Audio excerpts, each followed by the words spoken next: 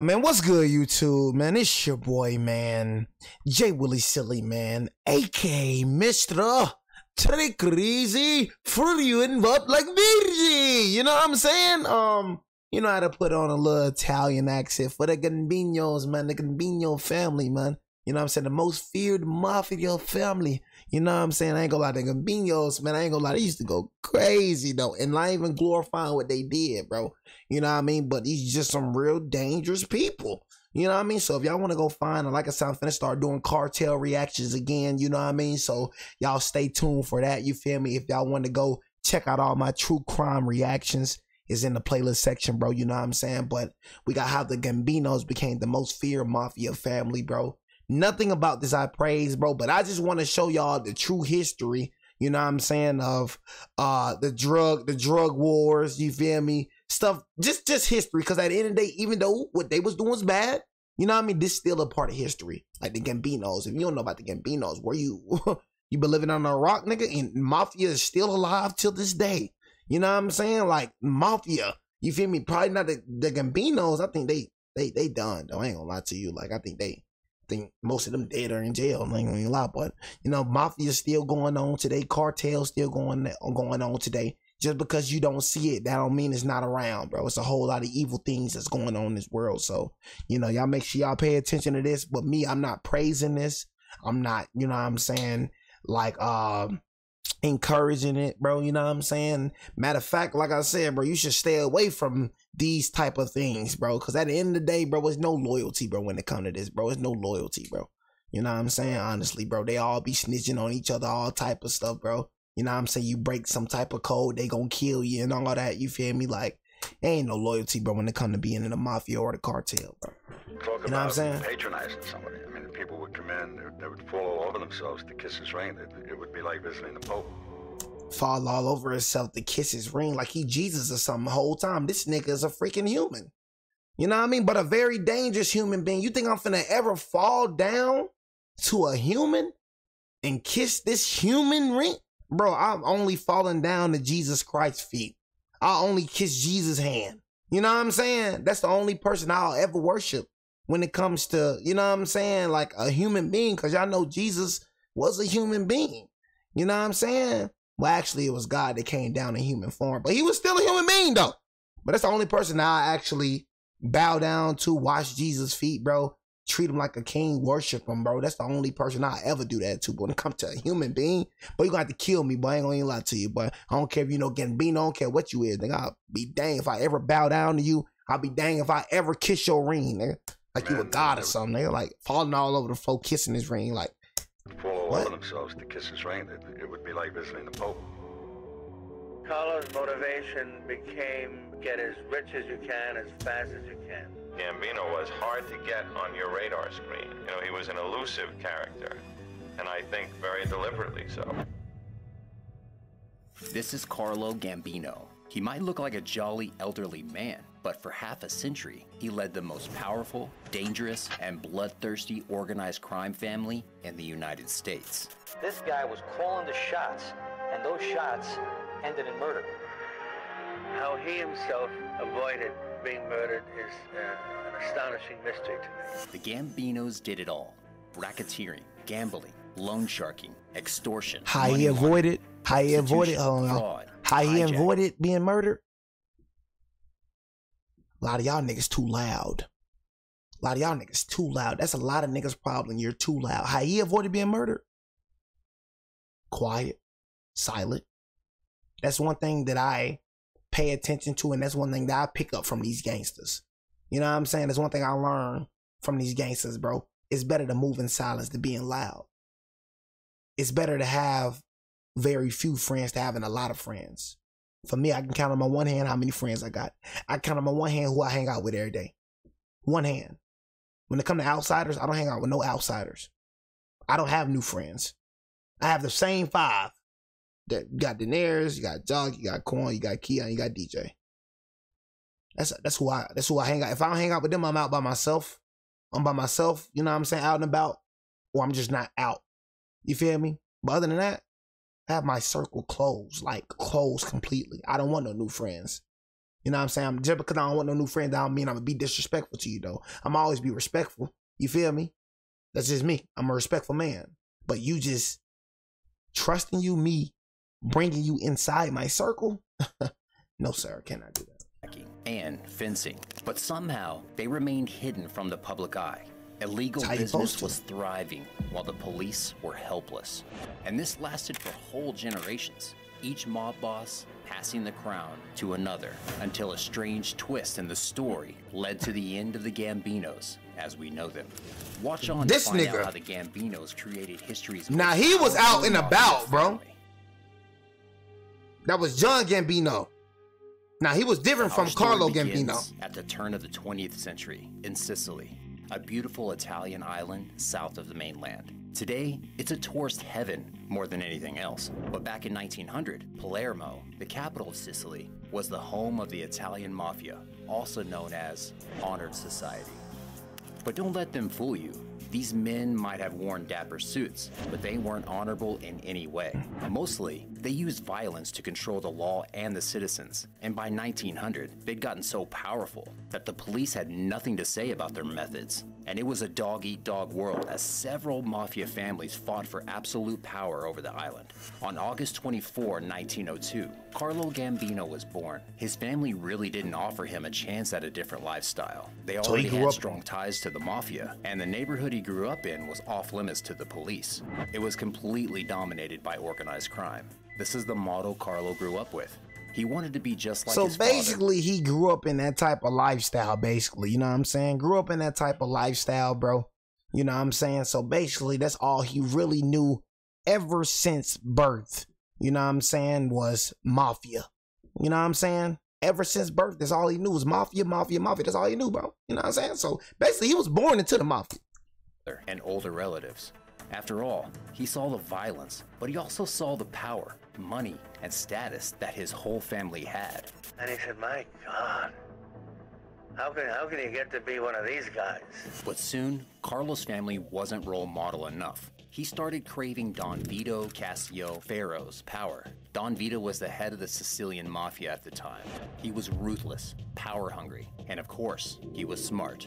Don Vito was the first to offer local businesses mafia protection for a fee. Of course, this was unfair. Why would they need protection in the first place? But compared to the previous families who would rob stores and destroy anything that didn't belong to them, this was a great arrangement, even for the locals. Soon enough, Don Vito got filthy rich. And in the late 1910s, when Carlo Gambino was still a teenager, he dropped out of school and became an enforcer for Don Vito. He was the one who killed those who didn't pay the fees and made it look like an accident. And he went undetected for years. He was a 5'7" guy with thin arms and non-menacing looks. But his ambitious and ruthless cred got him to the top of the mafia food chain. One of the great lines that he uttered was, you have to be like a lion and a fox. Fox is smart enough to recognize traps, and the lion is strong enough to scare away the wolves. So be like a lion and a fox, and no one will ever beat you. When he was 19, Carlo was officially inducted into the honored society. But the world was changing fast, and Carlo wouldn't be ruling Sicily forever. In the 1920s, with the rise of fascism in Italy, came Benito Mussolini, who hated the mafia. So just like many Europeans running from the war or the poverty that followed after, the Sicilian mafia started heading to the United States. So a lot of young mafiosi thought that there's no future here. They'll end up in jail. And if they had any connections in America, they used them. Carlo's family on his mother's side, the Castellanos, were already in New York, so he had a clear entrance there. In December 1921, Carlo was smuggled to Norfolk, Virginia, on a freighter packed with wine, anchovies, and olives. He was the only passenger on the ship. And he strutted off as if he owned the world, and he was met by his Castellano relatives who whisked him up to New York. He made him a spectacular entry into the United States. You think that when you come to a new country, you would adapt to its rules. But Carlo Gambino was used to getting things his way and respected no rules except his own. Plus, he was a ruthless criminal, so he wasn't afraid of the American police. Carlo got a small apartment in Brooklyn thanks to his cousins. And from there, he began to understand the New York Mafia, which was also predominantly Italian. There was a big catch now. Carlo arrived in the U.S. in the same year as the National Prohibition Act came into place, with illegal producers being banned from manufacturing alcohol and bars being banned from selling it. Organized crime was solely responsible for both. The Mafia had made fortunes off Prohibition. Al Capone alone made around $100 million each. Al Capone, man. One of them original gangsters, bro. Al Capone. He in Chicago, though. You know what I'm saying? He was running Chicago. You feel me? New York. You know what I'm saying? It's a, you know, they in New York. He in Chicago. But if you don't know about Al Capone, you got to look up Al Capone. That was a bad man, dangerous man, bro. You know what I'm saying? But all this, y'all, is not worth it, bro. This all temporary-ish, man. What's for a man to gain the whole world just to lose his soul, man? You know what I'm saying? And at the end of the day, like I said, bro, you're going to have to get judged, man, for everything that you do. So, yeah, you think you're smart, but you're not really smart because you know why who's looking at you? I'm going to always refer back to God because God is literally the creator of the universe. The man could be everywhere at once, bro. It's nothing that he does not see. So everything that you're doing, you know what I'm saying? He's judging you by that, bro. You know what I mean? Straight up, bro. Like I said, no money and all this, bro, can make me turn to the mob. I don't care about. I told you, when you start getting closer to God, bro, the love for the world fades away, bro. It's no money that can make me do these things. There's no nice cars, no nice house. I don't care about worldly stuff no more. I used to love worldly stuff. I used to be of the world. You know what I'm saying? But once I start getting close to God, I'm telling you, my love for money, I don't even care. I look at money so different now. It's a bunch of paper. Money doesn't control me like it used to, bro. Money controls a lot of y'all. A lot of y'all ain't happy unless you have money. I used to be the same way. When you get close to God, bro, I'm telling you, bro, I don't care about no money, bro. Straight up, it's cool to have money. Of course, I need money to survive, but it's not something that I like. It's not something that's going to determine my mood. Okay, if I have $0 in my account, I'm sad, I'm depressed. If I have $1,000 in my account, okay, I'm good, I'm jolly. You know what I'm saying? What them famous people say? Money doesn't buy happiness. That is a true saying, my brother. I used to be like, oh, well, money buys my happiness. No, it didn't. Because I had to revert to weed. I had to smoke tons of weed. I had to, you know what I'm saying, go to weed to get happy. And that still wasn't making me happy. You feel me? Money doesn't buy happiness. They can have all this money in the world and still struggling with their soul. Yeah, they're rich, but their soul is not. Their soul is damaged. That's why I say, what is a man to gain the world if he loses his soul? What is it? What is it? You can't even enjoy the money because you did so much dirt to get the money. You killed all these people. This blood money. So in the day, yeah, you feel me? You got to be out and about. You always got to be busy, bro, because you don't want to go in your thoughts. You know what I'm saying? Money is just I hate when people say money is the root of evil. Now, the people make the money evil, not the money. The money can't make itself evil. The money will sit right there. Won't touch nobody, won't harm nobody. It's the people that make the money evil, not the money. You know what I'm saying? Like I said, though, you feel me? This right here ain't worth it, bro. All this, bro, is just people want power, want money. You want all this for a temporary life. It's temporary, bro. Look at it like that. This is temporary, bro. When we leave this body, that's our forever home. What's going to be your forever home? Heaven or hell? You choose. But this right here, this is temporary, G. Why care about something that's temporary? A lot of people take life too serious. Fortunes off Prohibition. Al Capone alone made around $100 million each year. Where he at now? All that $100 million, where Al Capone at now? Dead. All that $100 million, all the things that Al Capone did, bro, doesn't even matter no more. Life goes on. In the ground, dead. None of that $100 million, none of that, bro, that he was doing, none of that goes with him. Temporary life. Like, if you start looking at it like me, bro, and start actually like none of this junk in this world matter, bro. Carlos literally temporary. You're going to die. Were among the most prolific bootleggers I care about at the money time. and all this. Castellano family had a small truck. Coming with. The truck, naturally, like so many other small trucking business, was used to transport booze. So he became, in effect, a rum runner. And Gambino was both a driver and sometimes he would serve as a shotgun because different... It'd be crazy how all this stuff going on in the world and you don't even be knowing about it. It was Mafia Dog Eat Dog, only in a different country. This is how Carlo met Joe the Boss Messaria, one of the biggest bootleggers and racketeers around. And since Carlo was desperate to climb the Mafia ladder, he soon began working for him. But in the early 1930s, he would shift loyalties again. Joe the Boss was involved in a bloody turf fight with a rival gang. So Carlo began thinking of ways to end this self-destructive war. It was bad for business. He supported his friend, Lucky Luciano, in a secret plan to take over Joe the Boss's business. But Carlo stayed in Lucky's shadow, never attracting the attention of the cops or mafia bosses. As far as everyone was concerned, he was a small fish, but he really wasn't. Carlo's motivation became the motivation of practically everybody in those days. Get as rich as you can, as fast as you can. And don't worry about all the old rules and codes of the Sicilian Mafia. On April 15th, 1931, Lucky invited Joe the Boss to lunch at a fancy restaurant in Coney Island. Lucky excused himself from the table, and 4 gunmen stepped in, taking Joey's life, and letting everyone know the leadership had changed. He just killed them. Lucky and Carlo now took over the business and joined forces with Salvatore Maranzano, Killed the rival boss. gang boss. This way, they would end the turf fights and get rich together. Maranzano was very happy to have these really smart, bright young thugs working for him. How can you trust that though? Like, this nigga literally killed his own boss. So, you know, if I was him, I'll be looking at these folks like, okay, you just killed your own boss. I'm next.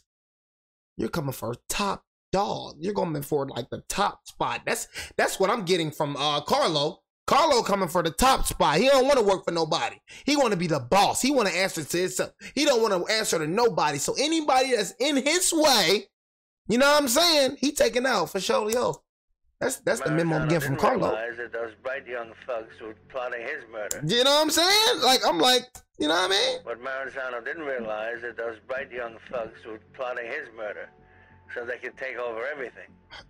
And that's what they did. Lucky and Carlo had Maranzano murdered in his office. Lucky was now in charge, and Carlo was his right-hand man. Lucky gonna get It back seemed though, like Carlo too. Gambino was on top of the world, but even this position wasn't high enough He finna for get him. Lucky too. Under Lucky's command, Carlo went on to work with Vincent Mangano, the mafia boss assigned to the Brooklyn waterfront where Carlo lived. But Carlo wasn't going to work for someone for too long. He only used Vincent to learn the ropes of every mafia activity: racketeering, loan sharking, cargo theft, and handling numbers. He was a good earner for the mob and therefore entitled to respect. The bottom line in any mafia endeavor, whatever it is how much money do you make? Profit is of the supreme importance. At the age of 29, Carlo became capo, which means captain. This meant that he had his own crew, and he was his own boss. Now he got to choose a right-hand man, and he chose his own cousin, Paul Castellano. Normally in the mafia world, you can only trust your blood relatives. Everyone is plotting against everyone, and your most dangerous enemies are usually inside your own gang. You know what I mean? How y'all want to be a part of that? It's told y'all, that went back to what I was saying, y'all. In the mafia, there's no loyalty, bro. Them niggas plotting on each other. You see how he went to kill his own boss? Like, them niggas, everybody want the top spot, bro, in the mafia, bro. You know what I'm saying? It's literally like every man for themselves. Like, these niggas, like, basically snakes. You know what I'm saying? Like, honestly, like, it's no loyalty when it comes to the mafia, bro.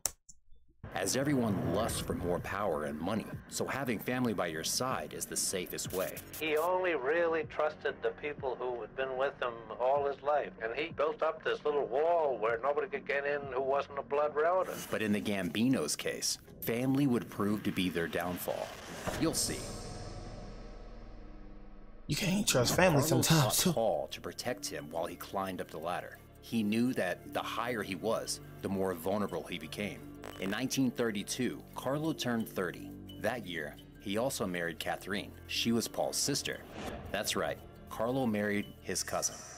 This is how desperately Carlo wanted to remain within the confines of his family. His cousin.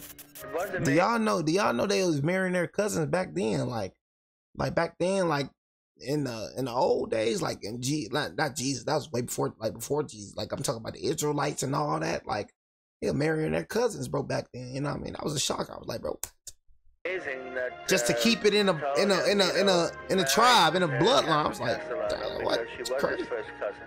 And as a good Catholic, you're not supposed to do that. But the Castellanos were extremely powerful in the mafia. He multiplied his power, and that's what he was after. What's worse, the two had 3 children together.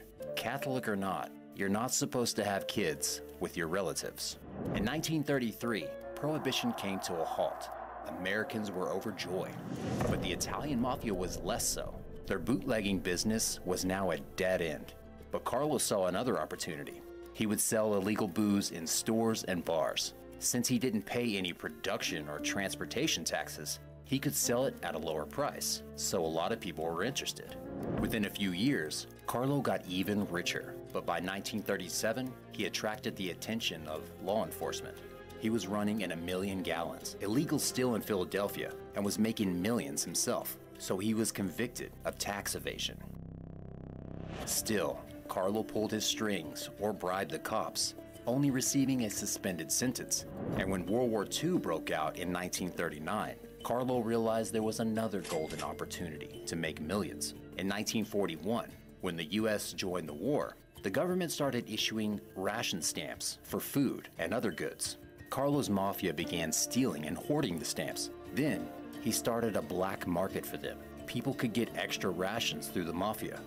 Carlo continued to gain control over every business imaginable, as long as he made money off of it. Then, in 1951, something unexpected happened. Vincent Mangano, the Brooklyn boss, vanished. He got killed too? This only meant one thing. He had been killed on the orders of Albert Anastasia. Anastasia was a ruthless underboss, and this was his coup d'etat. He became mafia boss, and he was nicknamed the Lord High Executioner. In 1956, Carlo Gambino became Anastasia's underboss. But remember how Carlo killed and surpassed most of his bosses? On October 25, 1957, Anastasia went for his usual shave, but he never left the barbers. Aged 55, Carlo Gambino was finally the New York mob boss. Now, the New York Mafia was called the Gambino family. Carlo quickly expanded his empire. The Gambinos controlled gambling, construction, bet rigging, loan sharking, and securities fraud on Wall Street. There was another method. Carlo married his son Tommy to the daughter of Thomas Lucchese. The Lucchese family was into another type of racketeering. Lucchese started doing a tremendous business by hijacking freight. Y'all get deep, y'all. I ain't know nothing about this thing. I'm gonna say, I'll do it all. I do it all. Do it everything. He cut his friend. It's not one thing I don't do. In on that racket because Carlo Gambino's son had married his daughter. The biggest extortion was in the clothing business. 70% of U.S. garments entered the country through JFK, and the Gambinos now had control over garments. Word on the street, they said JFK only became president through the mafia. They saying that's who killed JFK. Word on the street. I'm not saying the word on the street is correct. I'm not saying the word on the street is true, but that's what I heard. The mafia had something to do with JFK getting in the office, bro. JFK had some mafia ties from word on the street. Trucks transporting them. I don't know if that's true. You'd think that by now the police would have arrested Carlo. But all I know is when JFK went against the grain, bro, he was killed. Like that's all I know. When he went against the grain, when he ain't really do what them folks wanted him to do, he was killed. He was killed with a sniper, bro. They knew they had to. It's a video of JFK just couldn't killed, get enough evidence to arrest him. During his meetings, he would always speak in code, so wiretapping proved useless. And he always kept a low profile. Gambino was hard to get on your radar screen. He did not go bouncing at night. He didn't keep, a routine schedule. He was an elusive character, and I think very deliberately so. By the 1960s, Carlo controlled 25 crews and had become the richest and most powerful man in New York. He felt untouchable. He would spend most of his days at Ferrera's Bakery for coffee and cannoli, and people would come by and pay their respects. Talk about patronizing somebody. I mean, the people would come in, they would fall all over themselves to kiss his ring. It would be like visiting the Pope. But throughout the 1960s, the police continued to track his activities and even kept a car in front of his modest home at all times. In 1969, John and John Gotti, two brothers I said John Gambino, I mean John Gotti. That's who I meant, y'all. Not John Gambino, John Gotti. That's what I meant. Associated with Carlo were arrested after hijacking a cargo truck. A year later, Carlo was arrested for armed robbery. By now, the Sicilian Mafia became known in the newspapers as La Cosa Nostra. While Carlo's lawyers were working hard to delay his trial, his wife Catherine succumbed to cancer.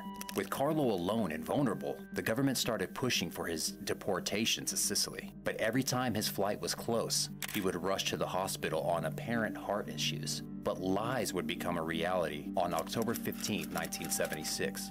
Carlo was watching a New York Yankees game when he died of a heart attack, age 74. How he himself avoided being murdered is an astonishing mystery to me, because he had harmed so many tough mafia bosses, and yet no one ever laid a hand on him. Before his death, Carlo had picked his cousin, Paul Castellano, as the Gambino successor. But Paul was now 61, and he was more of a peaceful number runner than a feared mobster. He'd also served 3 months in jail after a botched robbery. Remember how I said that in Carlo's case, his family would also be his downfall? Well, Paul wasn't fit for running a mafia. He had a perfectly legal wholesale meat company, and he made good money from it. He'd never killed, and he'd always focus on numbers, so other mafiosi didn't like him. He came all dressed up neat and clean. He didn't have to get his hands dirty or bloody.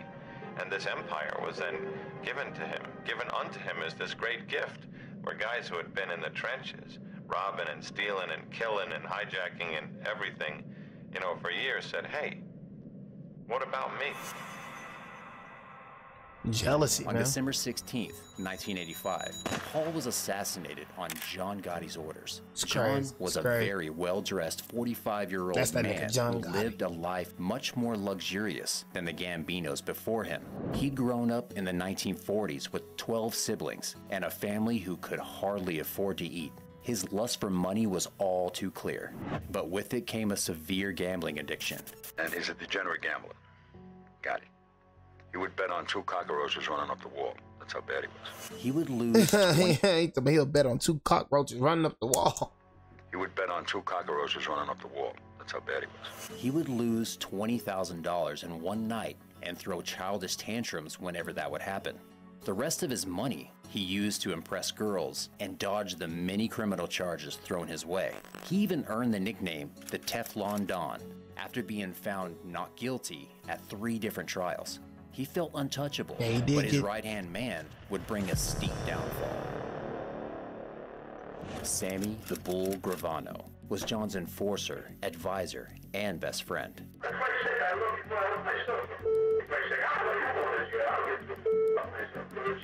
But in December 1990, the two got arrested together on just about a dozen charges. He got cooked, though. John got cooked. And no family attorney. The government was pushing hard to destroy the Gambino crime family. This was when Sammy cracked.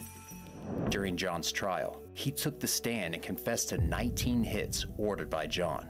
In return, Sammy got 5 years in prison, and John got a life sentence. John Gotti died in 2002. In 2000, Sammy was sentenced to another 20 years for his narcotics ring. After he got out, he became a prominent anti-mafia figure, talking about the curse of being born into a crime family. His children, Karen and Gerard, have had several run-ins with the law, but it's clear the Gambino days are over.